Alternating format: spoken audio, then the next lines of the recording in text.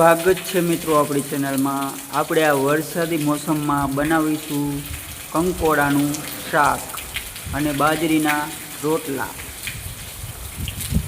તો મિત્રો આપણે કંકોડાને સરસ મજાના પાણીથી ધોઈ લીધા છે અને હવે આપણે આને સુધારી લઈશું અને પછી બનાવશું આપણે કંકોડાનું શાક।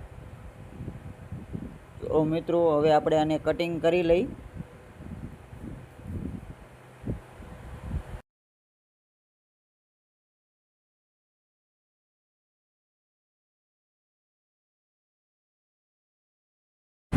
જો મિત્રો આપણા કંકોડા સરસ મજાના કટિંગ થઈ ગયા છે। જો મિત્રો અહીંયા કણે બાજરીના રોટલા બને છે ઠંડીના મોસમમાં, એ પણ ચૂલા ઉપર। બાજરીના રોટલા। જો મિત્રો આપણો ચૂલો પ્રગટી ગયો છે અને ચૂલા ઉપર આપણે મૂકીશું આ લોયું અને એમાં નાખશું આપણે 2 પાવડા તેલ।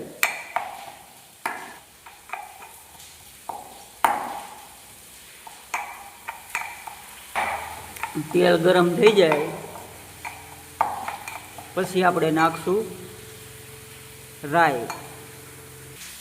તો આપણું તેલ ગરમ થઈ ગયું છે, એમાં નાખશું રાઈ। રાઈ થોડીક કકડી જાય એટલે આપણે લસણની પેસ્ટ નાખશું।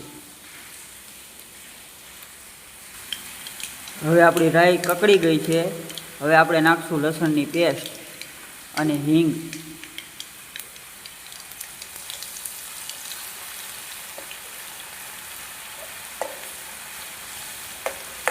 લસણ એકદમ ગોલ્ડન થઈ જાય પછી આપણે આ સુધારેલા કંકોડા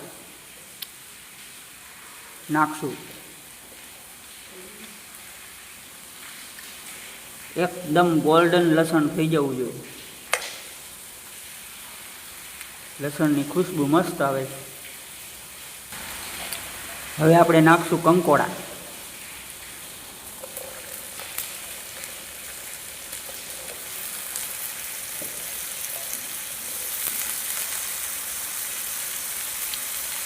અને ચમચાથી બરોબર મિક્સ કરી લઈશું।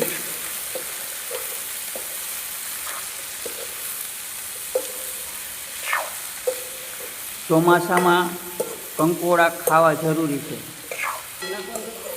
અને હવે આપણે 4-5 મિનિટ આને પાકવા દઈશું। થોડું મીઠું નાખો।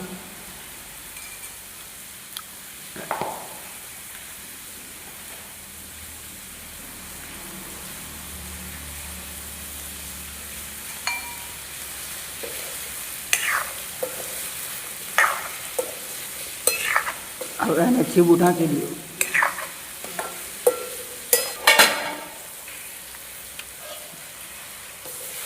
બે મિનિટે ચેક કરશું।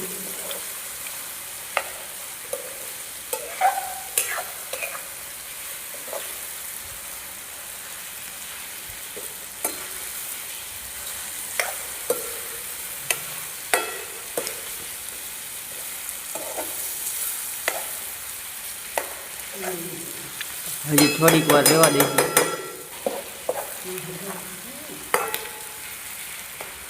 આ છે મિત્રો મસાલો, આમાં છે મરચું, હળદર અને ધાણા જીરું પાવડર। હવે આપણે નાખી દઈશું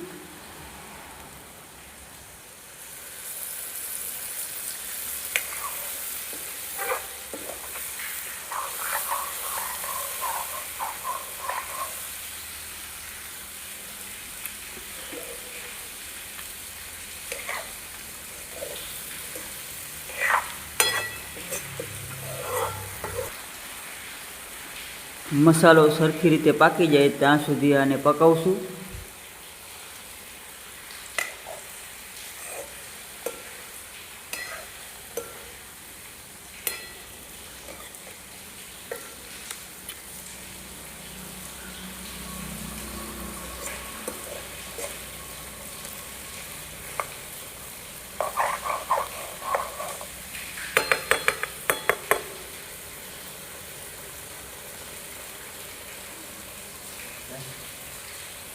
આ છે મિત્રો બાજરીના રોટલા અને આપણે આ બનાવ્યું હતું કંકોડાનું શાક અને આ છે ખાટી મીઠી છાશ.